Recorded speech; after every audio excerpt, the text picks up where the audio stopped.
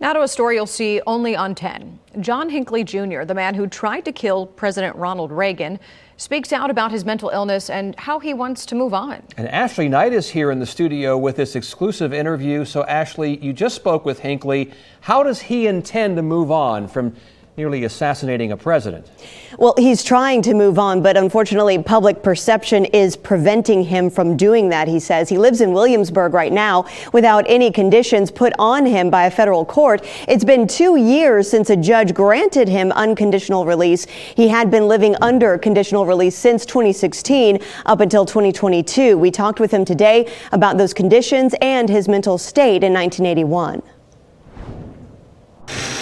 I'm very sorry for what I did. I have tremendous remorse for what I did in 1981. March 30th, 1981, President Ronald Reagan came very close to dying. A bullet shot by John Hinckley Jr. struck the president, coming within an inch of his heart. 3 other bullets paralyzed White House Press Secretary James Brady and wounded Officer Tom Delahanty and Secret Service agent Tim McCarthy. Describe the kind of person that you were at 25. I was a mixed up, confused 25-year-old. I was dropping in and out of college. I was isolated from my family, isolated from God. That frame of mind and an obsession with actress Jodie Foster led him to shooting President Ronald Reagan as he left the Washington Hilton Hotel. I always thought he was a great man. It was just all a delusional thing I had going on in my head that led me to President Reagan. He was found not guilty by reason of insanity and spent the next 34 years in a Washington, D.C. psychiatric hospital, attending numerous therapy sessions and taking prescribed medication. I had a lot of therapy. I had a lot of time outside on the grounds. Released in 2016 under condition that he live with his mother in Williamsburg, perform volunteer work, and record any browser history on his computer. Over time, the court granted him more freedom. From about 2003 until 2016, I was getting incremental steps out of the hospital. 3 days, 5 days, 7 days. But now Hinckley wants to move on from his past and asks the biggest question of all. Can you forgive me? I don't dwell on the past. I try not to. I mean, I rarely even think about the person I was back then because it's such a depressing scene. Hinckley wants to be able to perform live music, having written songs for most of his life. Coming up at 6 o'clock, we'll talk about his efforts to become a folk singer. Ashley Knight, 10 on your side. Now to an interview you'll see only on 10. It's been almost 2 years since a federal judge granted unconditional release to the man who shot President Ronald Reagan in 1981. Now, John Hinckley Jr. says he wants to move on with his life and start a music career. 10 on your side's Ashley Knight sat down with him as he tells her why that's been a difficult task. Ashley? Well, John Hinckley Jr. has, in the years since his release from a federal facility in 2016, been given gradually more and more freedom with fewer conditions. He lives now on his own in Williamsburg. Doctors who evaluated him testified in 2022 that he was no longer a violent threat. He believes that is reason enough why he should be able to perform the music he says he loves to create. I am like a dancing bear, trained to be the best. I am on a never-ending quest.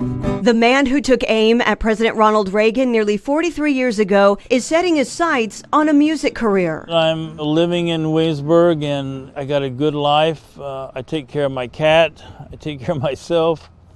I don't bother anybody. I'm just a good neighbor, I believe. Remorseful for what he's done, he's eager to do what he's loved doing since youth. Inspired by the Beatles coming to America, he bought a guitar and has been writing songs ever since he was 10. He claims he's a different person than he was at 25 when he came close to killing President Ronald Reagan. I tell people if they want to get to know me, listen to my songs. Do you think people should forgive you? I hope they will. I have a lot of people who write to me and say that listening to my songs help them get through their day. Streaming music on Spotify, YouTube, and iTunes, he's accumulated a following. He also sells paintings of his cat on eBay and has just enough income, he says, to pay his bills. But he'd like to perform publicly. He's booked a few venues, some sold out shows, but all have canceled. Security being the main issue after one hotel was threatened. But he says he'll carry on even if he can't perform face to face with those who appreciate his lyrics. I know songwriters who have said that even if they don't go on tour, even if they never perform again, they would still write songs because it's just part of them. Well, that's me, yes. If I never do a gig ever, I will still be writing my songs and putting them out there for people to hear.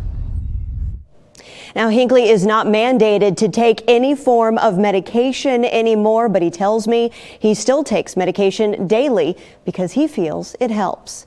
Ashley Knight, 10 on your side.